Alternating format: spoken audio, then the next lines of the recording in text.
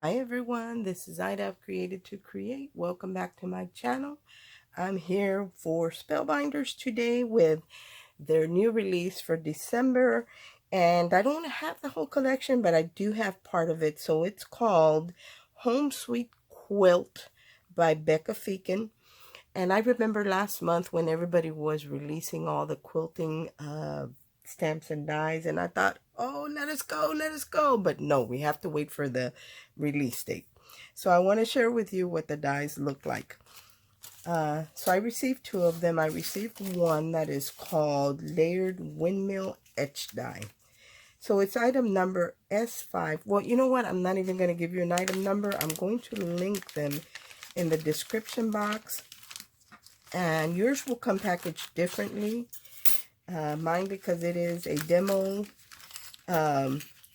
set, it doesn't come in the other packaging, but yours will come in a real pretty packaging. And I received two of them, and I have had them for a while, and I had created a while back, so I want to share with you this one.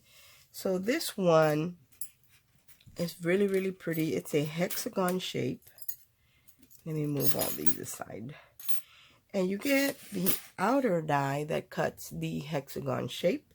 And then you also get the quilted inner layering die. And it does cut out all the triangles. So you will get a cutout with all of that. And it also comes with the filigree dies to cut a filigree into those different sections. So you have the larger triangles and you also have the smaller ones. So it's a very, very nice set. You get 4 triangles of the smaller and you get 4 triangles of the larger one as well. So that's the first set that I received. I will share with you my projects in a minute. I just want to share the dies for right now. So that's one. And then the other one that they sent me is called Patchwork Petals Edge Die. Etch. And that one came with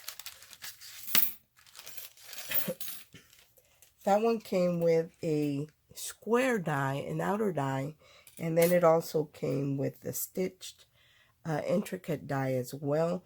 Now, when I look at these dies, the first thing I thought, yes, they do look like quilts, but this particular one to me looked like reminded me of a stained glass window, or that's what I thought of when I saw it. So there's that one, and it also came with this die as well, and it came with a pointed corner and then a rounder corner die, which would be, I guess the pointed ones would, I don't even know, guys, where they would go. I was going to say they would probably go here, but no. So it comes with these two dies. And then it also comes with, they both have inlay dies. So you can use them as corners. So one's a pointier one. Oops. One is a pointier one and one is a rounder corner. So they do have the inlay dies. So that's what you get with this set. You get a total of 2, 4, 5, 6, 7 dies with this one. And this is the Patchwork Petals Etch die. So these are the two dies that I received. Like I said, I will link them in the description box. If you were to purchase items with the links that I provide, those would be affiliate links, which means I will make a small commission for you using those links. It doesn't cost you any more or any less. It just means I'll make a small commission. And I appreciate when you guys use those links. I really do. So now I want to share the projects with you. For me, I like doing something different with the dies. I usually try to do something that you wouldn't think of doing with a die, because when you first look at it, yeah, you think of a card. But there are other things that you can do with them, and I try to give you a little bit of inspiration as far as that goes. So I want to share, I'm going to share the project I made with the petal, the patchwork petal die. So what I created with that one, I've had these put away for a while. What I created with that one was a card that kind of mimicked a stained glass window. I love the way this came out. I love that it actually cuts out the inside and you can actually use it as a frame. With stained glass, they do the silver on them, and they look beautiful outlined in that silver. It's a metal that they melt.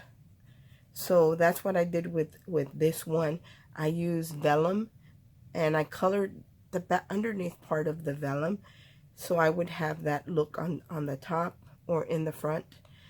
Because when you look at vellum and you color vellum, it looks messy. But once you turn it over and you put it on your card, it's actually very subtle. It's a very lighter color than what the back looks like. And all I did was add to the corner here. So I made it a Christmas card because it is a December release. These are the Spellbinders poinsettias that I used here, and just added some little berries.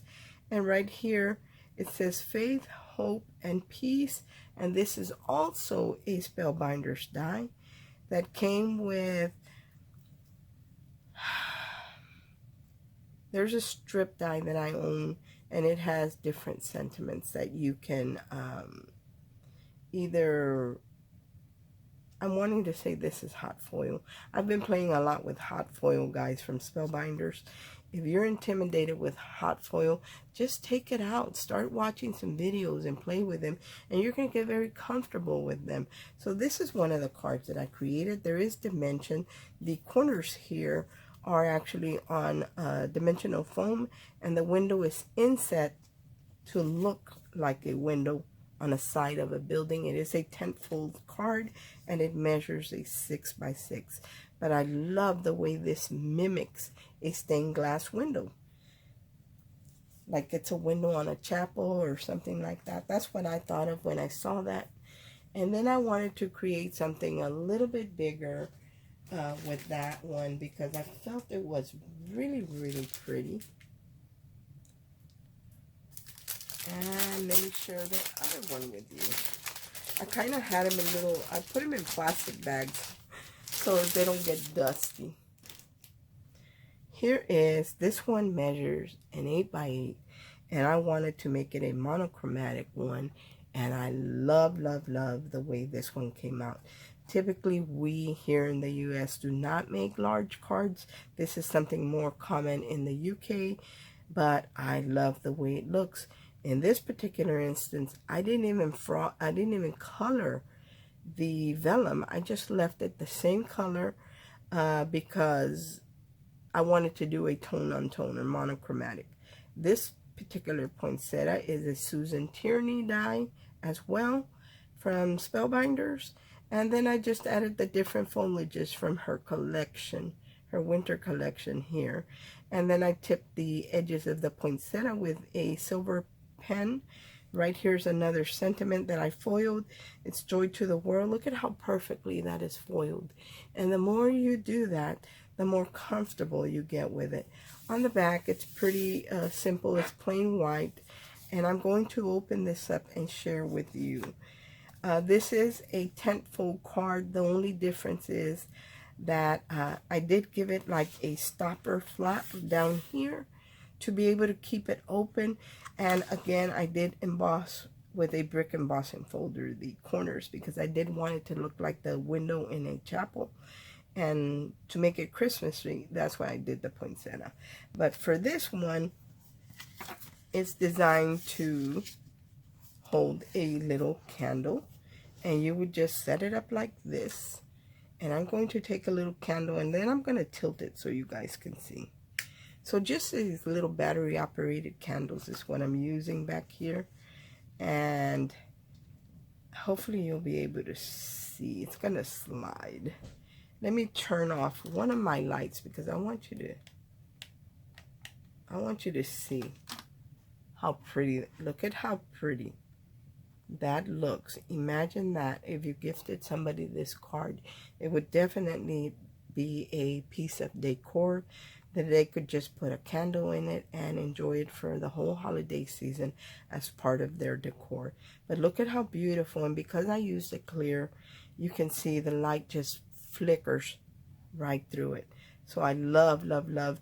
Like when I turn it this way, you don't see a lot of flickering up here, but when I turn it straight up the way it's supposed to, it does flicker all the way up, and you see like there is a candle that is burning. It's stunning, you guys. Let me tilt it a little bit. It really is stunning. It's beautiful, and it's very, very simple. Again, I use that the quilted pattern die, petals die. I just used the frame. I opened up everything. I left everything open with a silver frame, like it's a glass, stained glass window, and I didn't color it at all. And I love, love, love the way it looks. The corners are raised on foam tape, and I did finish the inside because when you do this, you want your work to look clean. So I kind of just cut out the center, and I added another piece of vellum. So this is the thickness of 2 vellums, but you can see right through it anyway, just to kind of clean up the back portion of that. But I love the way that looks. So that was my second project, and I'm going to turn my light back on for you guys. That way I can share my last project with y'all. That would look beautiful, guys, just as a decor piece. Now, the one I created with the lacy windmill die, I decided that I wanted to do something different. I wanted to design a box. So here is my box that I designed for it. It looks like a little handbag. And let me share the sides with you. Again, I did the filigree. Look at how beautiful the filigree work is in there. And I did use a Christmas paper that I had for the designer paper, and then a navy to pair it up with, because there was a lot of blue going on in the paper, and I felt this looked really nice. But you can see all the quilted pieces that I kind of just inlaid and put them back in there. I put them all back in except these. For these, the pieces, when they came out, I put the die, the corresponding die to whatever size it was, and I cut the open filigree work so you could see right through it. So if I were to put a candle in that, you could see right through it. Let me grab another candle. I think I have another one, just so you guys can see. But the purpose of this really was just to give, you know, a gift, like a gift box, or you know, treats. Yep. So I'm going to go ahead and open this, and I'm going to put that candle in there, and let's dim the lights. Look at that, guys. Look at how beautiful that looks. So you could have made a card like this, exactly this shape, and fix it to where you can add a votive inside, and then this could be a decor piece for anybody. Look at how gorgeous that is with all that filigree work in there. So I really, really like the way these dies worked out for me. I'm a big fan of the Susan Tierney flowers, or garden. I think it's called Garden collection. And again, I cut out the sides a couple of times because I like to make my projects sturdy. So this is pretty sturdy. One for, you know, and I cut out several. One for this side and one for the other side. Right here, I used a combination of both dies right here, because if you look at this little flap down here that has the gem, it's actually half of the die that is the petals, the petal die. So I used a combination of both of them. Let me see what it's called. I'm not good with names, you guys, or remembering names. So I used the patchwork petals die for the bottom closure of the box, and then the sides were with the layered windmill die. So I used both of them in this project. And then I didn't pull out my Susan Tierney die, but this is her poinsettia die, and I just added some berries that I had in my stash. This is Susan Tierney, and I just colored it in to the leaves to match what was going on in the paper. But all in all, I love the way it looks. All I had to do for this particular project, I measured the distance from this corner to this corner, and I knew I needed a score mark there. Then I measured the distance from this corner to this corner and added another score line. And I kept doing that for the different sizes. So there's only two different sizes. You have the smaller portion and the bigger one. So I knew that I needed to put score lines in those areas so I could get my paper to curve around to the shape of this hexagon. It was not difficult to make at all, guys. Right here is that strip that came with the petals die, that it's an edge with a slant in it.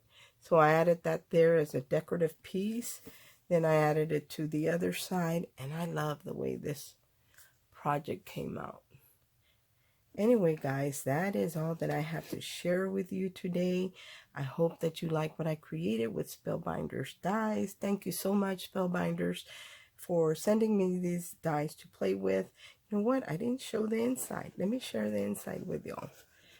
I want to share the inside. Now, the handle, I could have did it differently, but I kind of wanted to hide the mechanics of the handle, and I also wanted this flap that whenever I closed it to stay, I didn't add a Velcro or anything because it wasn't necessary because of the weight of what I have right here on the lid.